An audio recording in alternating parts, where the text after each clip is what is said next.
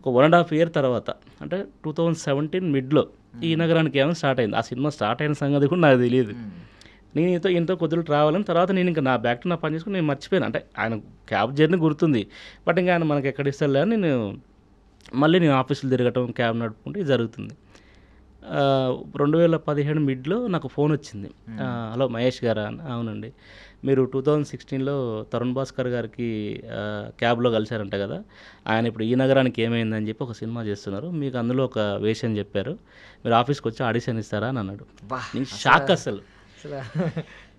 అంటే మీకు with incident కూడా చెప్పారు 2010లో మీరు ఇలా కలిశారంట కదా అని చెప్పి. కలిశారంట. గుర్తుపెట్టుకుని చూడండి. నేను మర్చిపోయాను అనుకున్నా. ఫోన్ నెంబర్ మార్చుండే మధ్యలో ఆయన. అంటే ఆబ్వియస్లీ కొంచెం ఎందుకంటే అప్పటి వరకు ఉన్న స్టార్టమ్కి మధ్యలో ఫోన్ నెంబర్ ఎవరైనా మారుస్తారు. నేనే 2-3 నెంబర్లు మార్చిన. సో అంటే ఇంక అనుకున్నాను నేను. అంటే చాలామంది చెప్తుంటారు కదా ఆయన గొప్పతనం, ఎంత గొప్ప మనిషి, ఎంత మంచి మనిషి అంటే ఓ సంవత్సరం తర్వాత నన్ను గుర్తుపెట్టుకొని ఆఫీస్కి పిలిచి నేను పోగానే నేను వెళ్ళినా ఆఫీస్ నుంచి బయటకు వెళ్తుంటే మహేష్ ఎలా ఉన్నావు అదేని చెప్పి హగ్ చేసుకొని బాగున్నావు, క్యాబ్ నడుపుతున్నావు కదా, ఖచ్చితంగా క్యాబ్ నడుపు, ఎందుకంటే నువ్వు ఇండస్ట్రీ మీద నమ్ముకోవద్దు, నువ్వు ఖచ్చితంగా నువ్వు పార్ట్ టైం వర్క్ చేసుకోవాలి, నువ్వు ఎప్పుడు కూడా నువ్వు సక్సెస్ అయ్యేంత వరకు సక్సెస్ అయినా ఏదో పార్ట్ టైం బిజినెస్ పెట్టుకోవాలి, నువ్వు ఎప్పుడు కూడా దీన్ని నమ్ముకో